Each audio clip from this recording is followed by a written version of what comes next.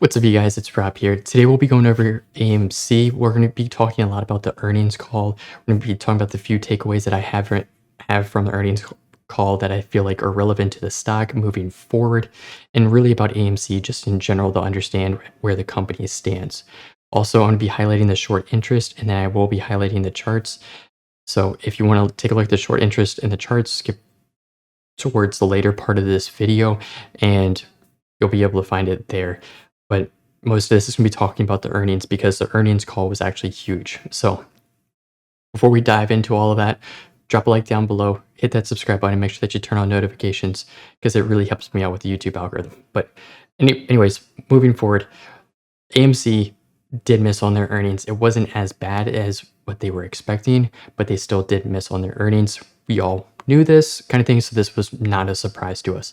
The huge kind of things that I found as a surprise during the conference call was that AMC actually has $1 billion of cash on hand as of quarter one. That's the most that they've had on hand in a single quarter in the 101-year history of the company. Like, that is huge. $1 billion, and Adam Aron said it himself that their burn through rate is about $120 million a month. So that's their burn through rate. And then as of May 7th, $2 billion will have been raised in equity since December 14th of 2020. That is huge. So the company is actually able to raise money, and they are definitely liquid. That is the one thing that the shorts were really hammering on, was that AMC was this company that's going to go bankrupt.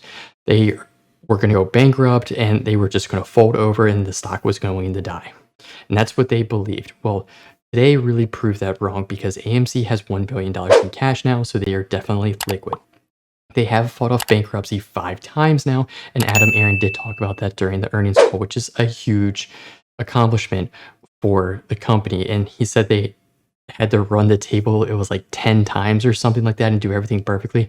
Well, they ran the table 10 times, and they did it perfectly because they're still around, and they're still the largest movie company in the whole entire world. So the huge thing was, the takeaway was the closing remarks that he talked about, that they have enough cash to sustain operations until the end of 2022, not including any future earnings.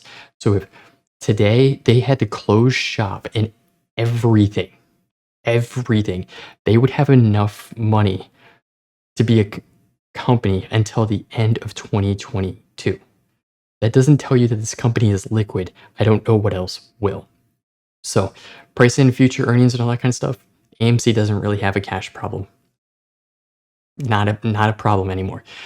Other thing that he also talked about was that he gave an actual exact number. Keep in mind, this is as of this was as of March 11th, that 3.2 million shareholders on March 11th are controlling about 80% of the available shares.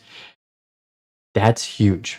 We got the bombshell yesterday of 3 million, at minimum of 3 million. He clarified it today and said 3.2 million as of March 11th. That is huge. So we know that there is a lot of people holding shares of AMC. I'm definitely one of them. I'm sure a lot of you guys are too. But that is huge. We will also be provided an updated share count on June 2nd, which is the record date when we should be getting all of our filing, the vote for the annual shareholder meeting, which will be taking place in July. So that is definitely good news for the stock, because 3.2 million people holding the shares as of March 11th kind of gives us a ballpark idea of where we kind of stand. And if we hold 80% of the available total float, that's also huge too. And we can add in the numbers, if we really want to, of institutions and the insiders too, and add it all together, and we're obviously going to get something over 100%. So there's definitely going to be a lot of explaining to do, and I'm curious to see what is going to be done about this moving forward with the stock. If Adam Aron's going to pursue the SEC, or who he's going to talk to and say like, hey guys, like, there's way more than what our total float is. So got to keep that in mind. We'll be choppy waters are ahead, and it's going to be choppy waters ahead, but I think it's definitely going to be a roller coaster ride that will send us hopefully to the moon. I'm definitely optimistic about it. But the other thing is, Aaron also talked about supporting us apes. He is very interested in our passions and he finds them very important to him. So he really talked about this and really just said that if they had to propose a 500 million share dilution again, that they would essentially deny it because they would listen to their shareholders versus doing what's best essentially for the company kind of thing. They're not going to sit there and say, oh, okay, well, you guys voted that. No, we're just going to go do it anyways. So he definitely has our best interest in mind, which is very good because most companies will just do what they need to do to keep themselves afloat versus what the shareholders have as an interest. The other huge thing that if this wasn't like a we're gonna put it like a diamond in the rough, AMC and Aaron are both gonna be donating $50,000 to the Diana Fossey Gorilla Fund. If you didn't think that he didn't support us before this video, he definitely supports us now because AMC and Aaron himself are going to be donating $50,000 for a total of $100,000 to the Diane Fossey Gorilla Fund. And if AMC had a liquidity problem, would they be donating $100,000 to a fund? No. Absolutely not. They would not be doing that. So clearly they don't have a liquidity problem. And it was just awesome to hear him say this because literally we're all apes. Together we call ourselves apes. So guess what? He hears us. He's listening to us. It's great news. And now also we get to help out the Gorilla Fund too, which is really good news too. Next thing I want to talk about is this 43 million share dilution that we're talking about. They're actually doing this and they're passing out the shares right now. 17.5 million of the 43 million shares have been sold to the company, have been sold to the market to fund the company in the past 6 days. Now, if you keep in mind the past 6 days, if we come over here and take a look at Webull, our volume has been 38-ish million, almost 39, 15, 35, 31, and 37. So that's 1, 2, 3, 4, 5, 6. So it's going to roughly add up to about 183 million shares traded in the past 6 days. Well, if you divide that by the 17.5 million shares, you get roughly about 10%. So roughly about 10% of the shares that have been traded in the past 6 days have been these share dilutions. And guess what? They're almost halfway done this in 6 days, and the stock is still sitting at $9. It hasn't tanked. It hasn't tanked at all. Matter of fact, we're up in the after hours, which is huge for the stock. So if we're like concerned about like a 43 million share dilution, like, oh no, they're gonna dilute the stock kind of thing, they're doing it at the money, and they're doing it when they can, and they're spreading it over time. They're not essentially block selling the 43 million shares to drop the price of the stock. They're doing it, okay, let's spread it out over time kind of thing, and then we'll collect it and they'll have the money for it. That's huge. And the fact that they're doing it at the money too makes it even better, makes it more of a bull case scenario. Now, yes, this does add 43 million shares to our total overall float. So we'll have to go back and we'll do it in another video and do all the math again. But really, I want to sit down and like, if we actually hold 80% of the float as of March 11th, we'll be able to do that really quickly and be able to understand all the positions and who holds AMC essentially. But let's talk about the short interest now for AMC. So overall for the day, we did see our short interest actually increase 1.65%. Our shares on loan increased it's currently at 147 million, 147.99 million. Sorry, I couldn't get that out of my mouth. Our cost to borrow is still sitting at 12.66. It's down from 7 days ago, but it's still very high. Our utilization paid at 100%. Yay, 100% club. Our current short interest to free float is sitting at 23.32%. Our current short interest is 97.42 million shares. So if you can do the math of like 80%, 97, well, 97 and 450, that's roughly almost about a quarter. So we're almost over 100% just guessing here. Now, the huge thing that I also want to talk about is that our days to cover is still going up.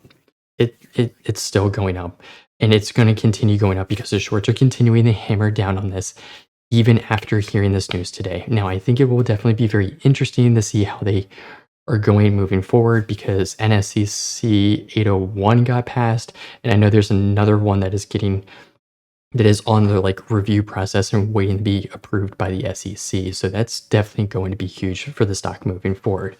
But let's go ahead and hop on over here into Webull and take a look at the intraday trading action. So the huge thing is the market had this like essentially sell off here in the morning. It had a sell off and then it was like, okay, we're going to have a nice rally. And then everything had a nice rally. And then we saw that going into earnings, we were definitely a little bit choppy. We were only down 1.85% for the whole entire day. So this isn't a bad move.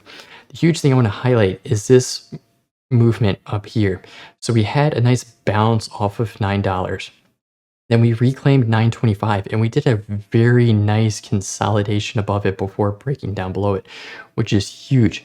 Making this kind of consolidation during the day, especially right before earnings when you're very volatile. I mean, look at these moves, like very volatile moves. We cooled off the MACD a lot with this consolidation. Like all of our moves later in the day are not nearly as volatile as the other ones. Also, the other thing, we're oversold here on the RSI when we dipped down to $9. I'm telling you right now, AMC at $9 is oversold. I don't know how many times I can tell you this. At $9, it is oversold. Like, it just is. We can tell the stock is a lot more comfortable at the 10 to 1050 channel. Like, we know that the stock is comfortable there. But awesome consolidation here. We didn't touch oversold or overbought on the RSI once. We did break down and then retest $9. We broke through it, regained it, broke through it, regained it, and tested it several times. We also did a good bit of consolidation here in essentially testing the $9 support a lot before breaking it and claiming it in the close, which is awesome. Even more bullish thing, I know, say take after hours with a grain of salt kind of thing, but we are sitting at 923 in the after hours, which is good.